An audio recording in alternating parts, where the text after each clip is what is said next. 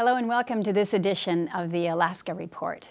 It's summer, and so summer brings really hot weather back to Washington, D.C., but it also brings young people, interns, to join my staff back in Washington, D.C. So I'm happy to introduce to you today my first group of summer interns. This is an exceptional group of 10 young people from around the state. They've just recently graduated from high school.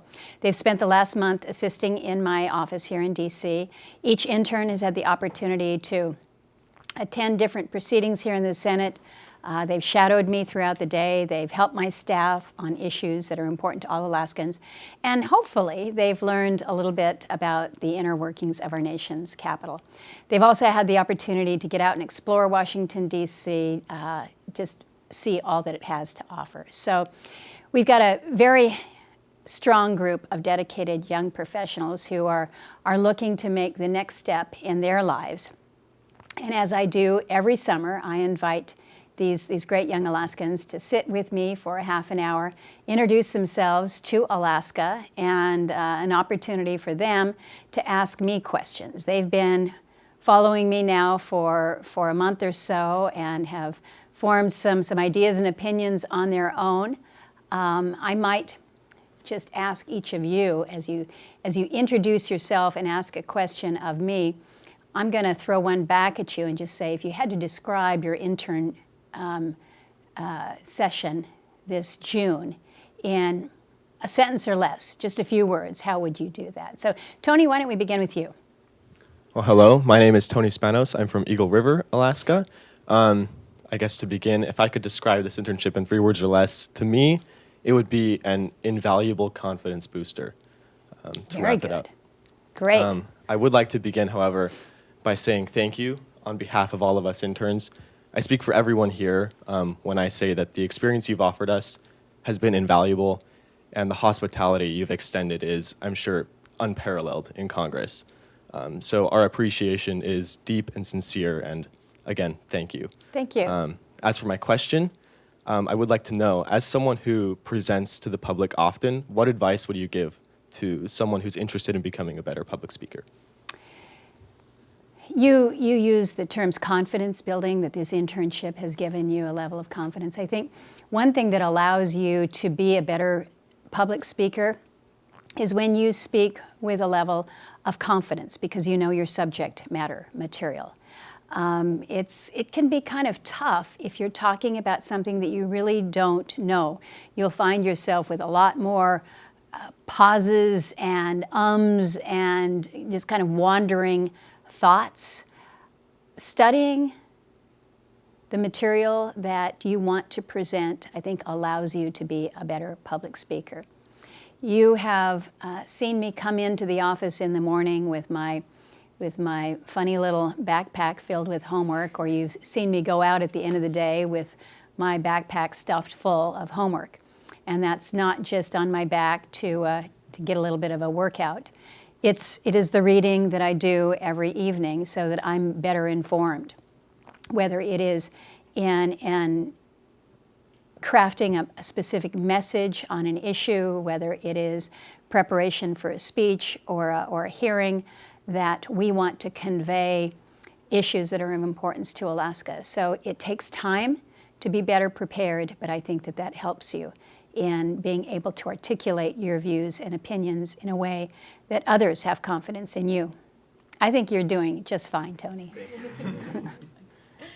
Hi, I'm Hannah Altland from Craig, Alaska. The words I would use to describe this internship is surrounded by great people. Your staff is amazing. They are. Thank you for that, Hannah. They are are great. so hardworking and so passionate about what they do. It's just been incredible to be here and see that firsthand. As for my question, do you find it difficult not to comment on the events in the Alaska state government? Yes, it's a good question. It's a hard one. As you know, I served in our state legislature prior to coming to Washington, D.C., so I'm grounded in that system. I still have friends that I served with back then who are in the legislature now. These are issues that, as an Alaskan, I feel very strongly about, very passionately about, but I also recognize that we have lanes. I'm working at the federal level now in a legislative body. My former colleagues, our governor, they are working at the state level on issues that need their direct attention. I don't want to put my finger on the scale of influence by telling the governor what he should be doing or suggesting to a state representative that they need to go that way. Their jobs are hard enough, as my job is hard here. I appreciate good advice, but I also recognize that they have that job to do. As an individual Alaskan, I will share my views and perspectives where it's appropriate, but I also recognize that I need to respect their level of influence and the constituencies that they serve. It's a good question, though. I appreciate it. Carly. Hi, I'm Carly Rizzo. I'm from Nikiski, Alaska. And to answer your question first off, I'd say that you learn more here than you would ever read in a newspaper. Honestly. Good. Better than school, then. Yes. As for my question, I would like to ask, how has your definition of success changed from when you were younger to now? Maybe it's a maturing. Maybe it is being more pragmatic as I grow in my job and as I age. I think when I was younger, I thought that the definition of success would be more that captured the headlines, that was earth-changing, whether it was discovering a cure for cancer or becoming a wealthy millionaire, that would be that sign of success.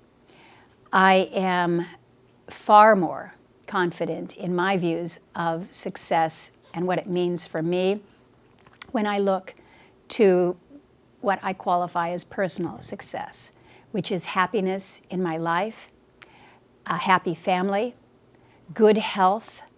Good health is really something that I think we just take for granted until we don't have it at as part of our life. But it's not necessarily in the legislative sense. And I think that I can tick off the very many legislative initiatives that I'm very proud of and the accomplishments there. But when I think about the success of an individual and what you should strive for, it is that level of personal happiness. Is it your work life that gives you that fulfillment? Is it building a strong family network that gives you that sense of fulfillment? I think we all have to determine how we define that success, but I know that my views about success have gone from being a more materialistic view when I was younger to truly more of an inner peace and happiness with where I am. Good question, thoughtful. Thanks, Carly. Good afternoon, I'm Alexia Kavana, and I'm from Utqiagvik, Alaska. And to answer your question within 2 words, it would be very inspiring, because within the work that I've seen throughout your office and with what you do, it helped me push for the things that I want to see happen within my community and within Alaska. And it was helpful. Very good. And my question to you is, within all your terms of being the senator, what was the most complicated bill that you've created or helped create? There have been many, many legislative initiatives that I have been involved with, and I think we recognize that when things come to the level of the United States Senate, of the Congress, the easy things are done. So there's a complexity.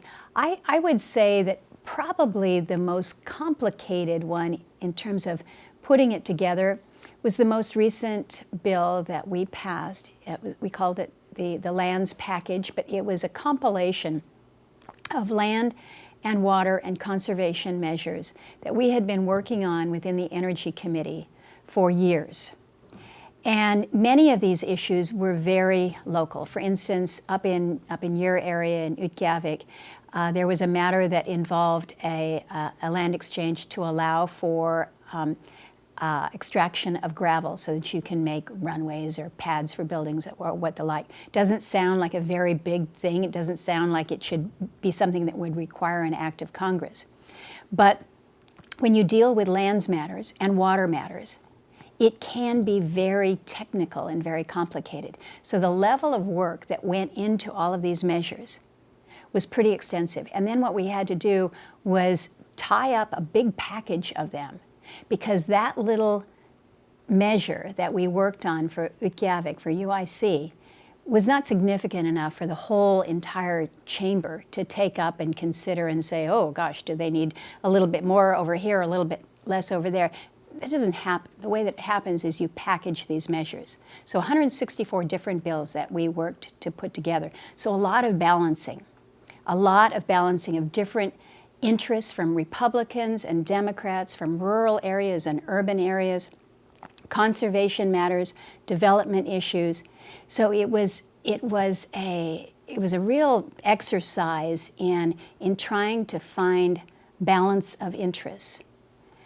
But my pride in the success of that was that we were able to not only pass that in a bipartisan way, 92-8 in the Senate, we were able to send it over to the House. They took up the measure that we had negotiated and didn't change it at all, and we moved it out of the House by 363 votes. So it was a very complicated measure that took a long period of time, but our work was rewarded with a very strong bipartisan, bicameral vote. And I think that's just a reminder that just because it's tough doesn't mean that you don't do it. It might just take you longer. And it might mean that you have to stand down on a few of the things that you're working on. But at the end of the day, if you keep talking to people, if you keep working to get to success, then you can make good things happen. Thanks, Lexi. Hannah. Hi, Senator. My name is Hannah Delker, and I'm from Soldotna. I would describe this internship as an amazing opportunity for personal and professional growth. It's been an amazing opportunity to be in this office and work with your staff and work with each other to grow right before we start college. So thank you for that. Right. And my question, as someone who travels a lot, I'm sure you meet a lot of interesting people. Who is one interesting person that you have met, and what is a story that they told you? Well, I've got a lot of stories, but I will tell you one that was really very, very inspirational for me as a new senator. I had been in the Senate for less than a couple months, and I was flying back to Washington, D.C. I was tired because I was in a huge learning curve. And there's a couple sitting right behind me, and this woman taps me on the shoulder, and she says, "Excuse me, but you're Lisa Murkowski, aren't you? You're our new senator, aren't you?" And I said, "Yes, I am." They introduced themselves. They are from Soldotna, and they had a project. They were trying to get a road by the name of Keystone Drive paved, because at the end of that drive is a fish and wildlife facility, and the traffic that had gone up and down this gravel road was causing impact in a lot of different ways, environmentally with dust and impact to streams. Anyway, long story short, this couple, retired teachers, lobbied me for an hour on that airplane, walking me through everything. I was pretty captive. I was sitting in the seat in front of them, and they're leaning over their chairs. But I was so struck with their advocacy. And so I decided, let's look into this. Long story short, years later, as part of an appropriations bill that we were able to move forward, there were small incremental bits that helped address the environmental issues that had been raised by this couple. But when people talk about Washington, D.C. and the high-powered lobbyists that are all around, there are some very high-powered lobbyists, let me tell you. But I will never forget the advocacy of that couple who, on their own nickel, flew to Washington, D.C. because they wanted to talk to somebody about how we can address the impact that we're seeing to our little community here. and they just happened to buttonhole a senator. And it's a reminder that when you are passionate for a cause, regardless of what that cause is, you can make a difference. You've got to be willing to go out on a limb sometimes. But the story of my friend Will and Jane and what they were able to do is with me 15 years later. Thanks for bringing up that good memory. Charity, let's go to you in the back. Oh no, are we gonna go down to you? Yes. Sorry, Scott, okay. No problem. He's got the mic. Yes. Hi, I'm Scott Santhea from Anchorage, and to first describe this internship, I would describe it as exciting.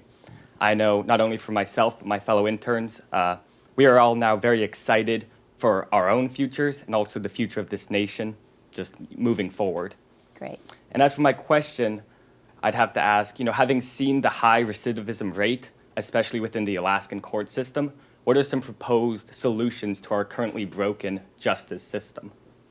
It is a hard reality that we've faced not only in Alaska but in so many parts of the country, where those who become part of the justice system remain part of that justice system because it's kind of a revolving door. They come in, they're there for a short while, and they go back out the other end, and it's not too very long before they're back in. I am a strong believer that we must look to why. Why are they there in the first place? Not because they committed that crime, but what was it that influenced this in the first place? Is it substance abuse that we need to address and deal with appropriate treatment? Are there issues that have been left unaddressed with this individual, a troubled individual that has mental health issues that have not been addressed? If we believe that by holding a person for 3 months, incarcerate them without a level of treatment, that when they get out, they're going to be, quote, reformed, I think that is naive of us to suggest. That happens in very few instances. And so taking a very critical look at our justice system, making sure that as we are dealing with people within the systems, that we are taking that time to absolutely focus on the rehabilitative nature that must come with incarceration. Because otherwise we're just going to keep money housing people as they move in one door, out the back, and then come in the front door again. It's a big issue around the country. Thanks, Scott. Right. Hello, I'm Zeke Schnabel from Fairbanks, and if I had to describe this internship in a few words, I'd say doing good pretty well. Not because not only do we get professional experience working in the office and all that, but we get to see how Congress works, like see change being made, and in some cases actually be a part of it. Mm-hmm. So doing good pretty well. Love that. Yeah. So I have a question for you. Mm-hmm. What would a perfect world look like to you as someone who tries to work for or work towards a better country? What would you say a perfect world would be? A perfect world. I wish that we had a perfect world, but in my perfect world, it would be one where we respect one another, regardless of race, of gender, of ethnic identity of any sort. That there would be a level of respect for one another as human beings, and that we show that respect in all that we do, that we truly become a more civil society. Because in today's world, I don't feel that we are being very civil with one another. And I think that helps to foment so much of what we see with the problems today. And so basic respect for one another as human beings. I think when you show basic respect, that goes more globally too, in terms of a world that is a more peaceful world, because that is the perfect world where we are at peace with one another, where we work cooperatively. The other aspect of a perfect world would be a world where we are truly caring for our planet, that just as we as humans want to be healthy, that our globe is healthy. And right now our planet is not a healthy place, and we know that. We've got a responsibility to address some of the scars that we are putting on the earth. So it is respect, it is a healthy planet, and it's a peaceful place. Thank you. I wish we were there. We need to all work together to get there. Thanks, Zeke. Uvlu Lotuk. Good afternoon. I'm Ida Spear. I'm also from Utqiagvik. The words that I would describe this internship is the best educational opportunities, such as networking and working with your staff was the best. I learned a lot from all of your staff. Great. I've heard that in other schools, students are excited to learn and they want to answer questions. But my experiences throughout high school or any school that I've went to, they haven't been excited to learn. Like, nobody raised their hand when there was a question. So my question for you is, what is your view on rural education, and how can we encourage rural Alaska to become passionate about education? Mm-hmm. I think in order to be passionate about education, you need to view the education as relevant to where we are, to where you are, to who you are. And whether you're in Utqiagvik or whether you're in Anchorage or Nikiski, you want to be able to connect to your education. And I would challenge each one of you, think back to your favorite teacher that you've ever had, regardless of how old you were. You connected with that teacher for one reason or another. And it may not have been that they were the smartest teacher that you ever had, but they made that education personal and relevant to you. So when we're talking about rural education, one of the things that I get excited about is there are opportunities within our schools to get kids into a place where they can be contributing to some of the science that is happening all the way around them. Out in Utqiagvik, you've got NARL, you've got the research center there. There's a lot of folks that come up that are very curious about what goes on in the Arctic.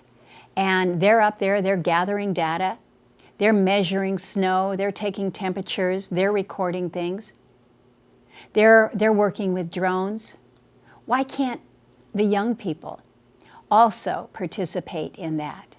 And as they're measuring snow, or they think they're playing with drones, but actually working with them, you realize that they are learning. Let's make learning applicable to what they want to do.